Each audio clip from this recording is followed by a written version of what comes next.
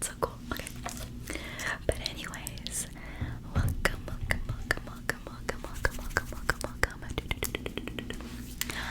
B-N-A ASMR. Welcome.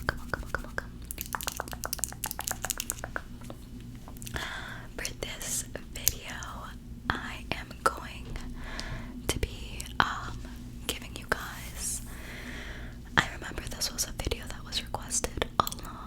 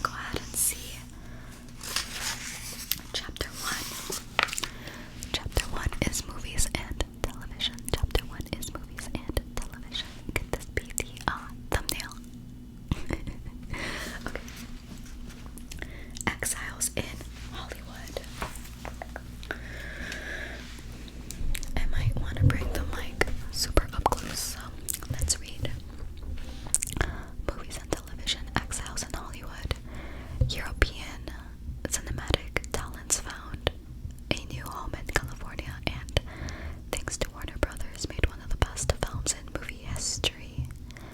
Fans of classic American cinema might have been surprised to learn that many of their favorite films from the 1930s and 40s benefited from a wave of immigration sparked by the rise of Nazis in Europe. Can I say that word in YouTube? We'll find out, I guess. Leading lights from the period, including Peter Lorre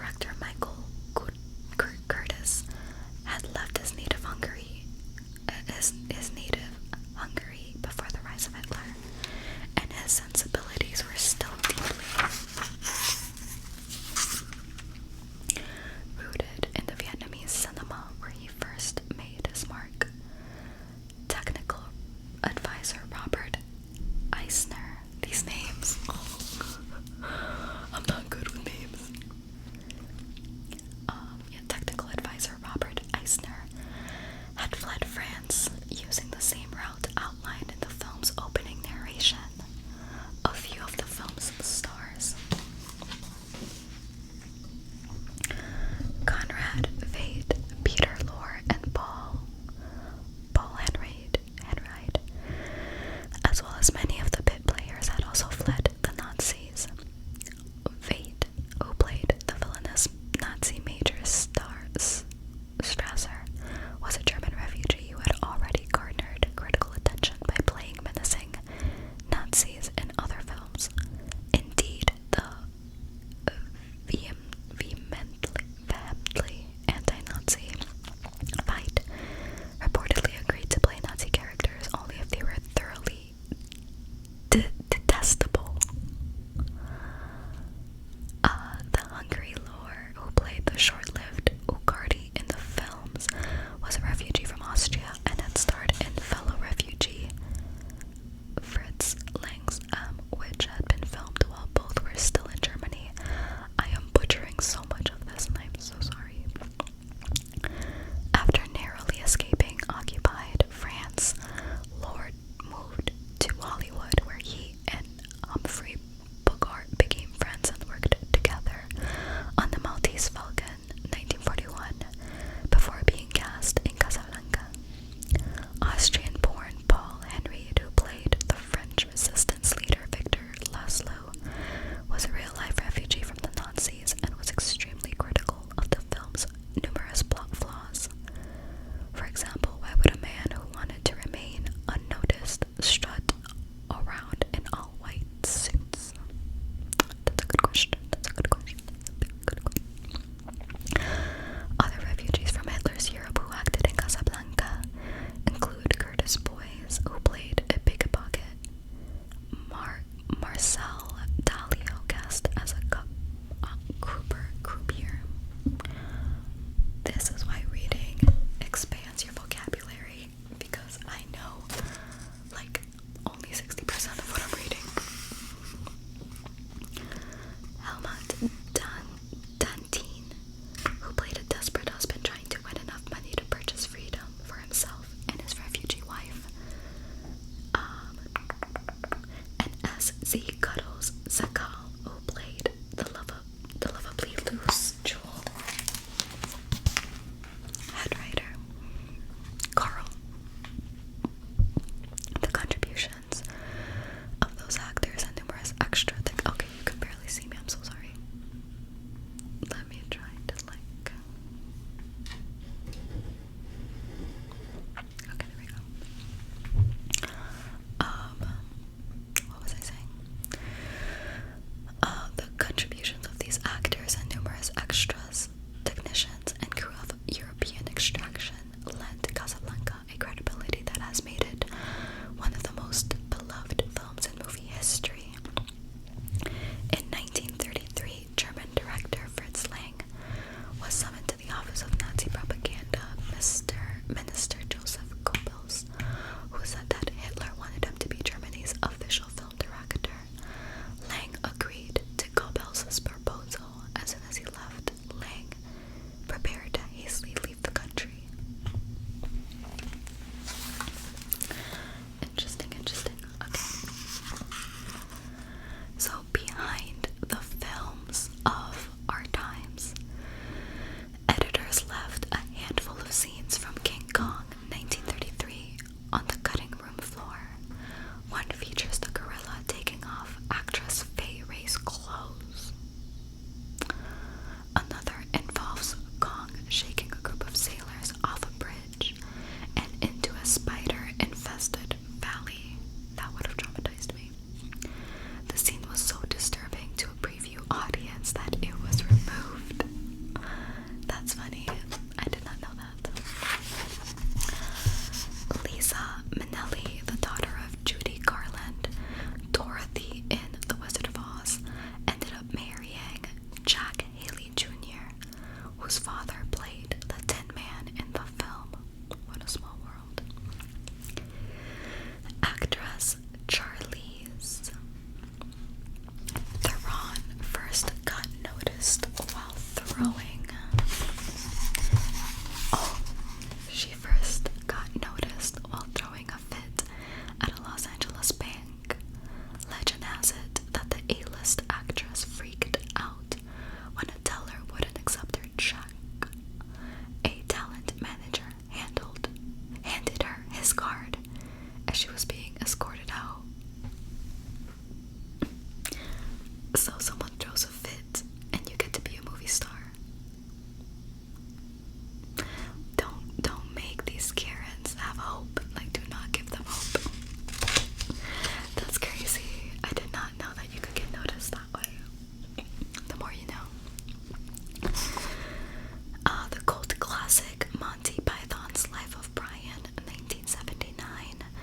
was never shown in some countries. Ireland and Norway were among several nations that banned the movie upon its release. I wonder why. I've never heard of that movie. What is it about? Monty Python's Life of Brian. Why would it be banned? The Aston Martin car driven by James Bond in Goldfinger was later sold at auction for a cool $275,000, making it one of the most expensive props to ever appear on film. The script of Raiders of the Lost Ark 1981 called for Harrison Ford's character, Indiana Jones, to engage in a sword fight with an enemy, a scene that would have required hours of filming. But Ford, who was weak and in pain with a nasty case of dysentery, asked director Steven Spielberg, "Can't I just shoot the guy instead?" Spielberg complied. You lazy. Alrighty, there's a few more short ones here. Oh, we're at 20 minutes. I'm having fun. Hollywood, a teetotaling town. Few people realize that although Hollywood became the epicenter of the motion picture industry, the city's original planner had something far different in mind. Cruising actors and painted ladies may have been the de rigueur in certain towns, but H.H. Wilcox Haven was never intended to be one of them. Straight and narrow, apart from its abundant sunshine and favorable climate, Hollywood seemed perhaps the least likely spot to base an industry that's now well known for its theater side. H.H. Wilcox founded the Southern California city not as a progressive hamlet with its eye on an ever-evolving future, but rather as its polar opposite. The city was intended as a preservationist society where modern excesses would not be tolerated. That it turned into something else is a story in itself. That was very choppy reading. I'm so sorry. Okay. This is the place. Wilcox and his wife, Theta, it's spelled D-A-E-I-T-A,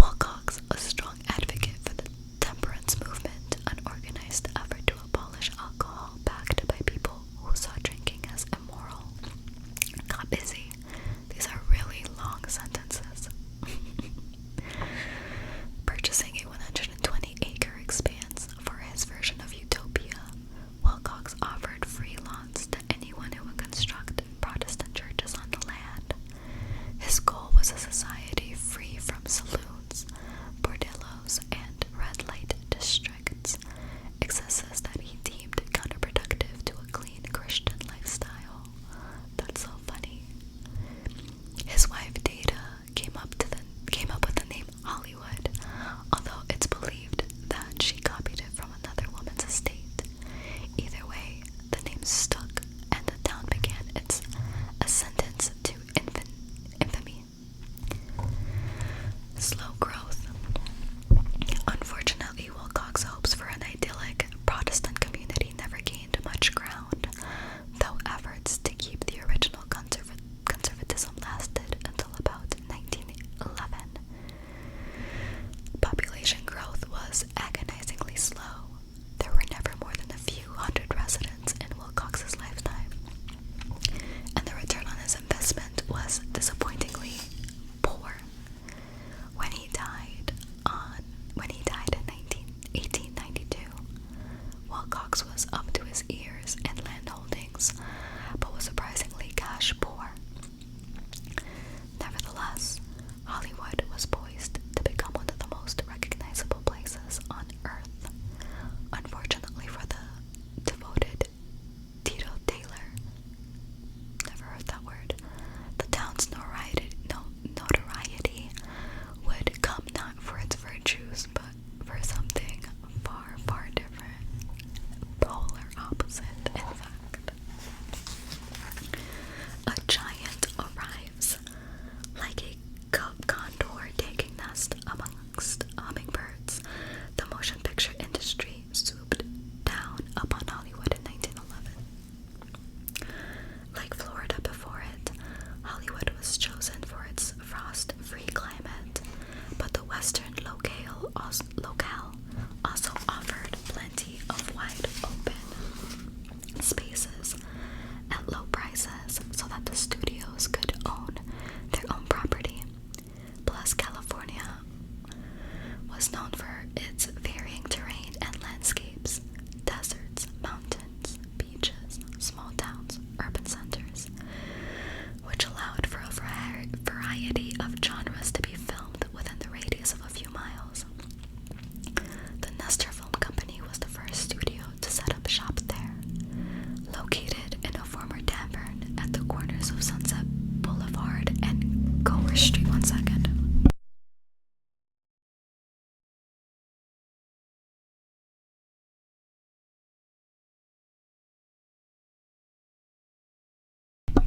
I'm surprised we haven't had a lot of really loud cars in this video. So yeah. Banks, clubs, restaurants, hotels, movie places, and other supporting industries stood at the periphery, ready, willing, and able to feed at the studios through of prosperity. Not surprisingly, these new intruders met with considerable resistance and hostility from the town's original residents.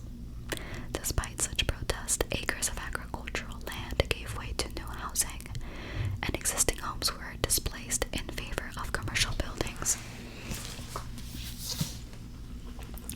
The economic infrastructure and the local government of Los Angeles were in favor of the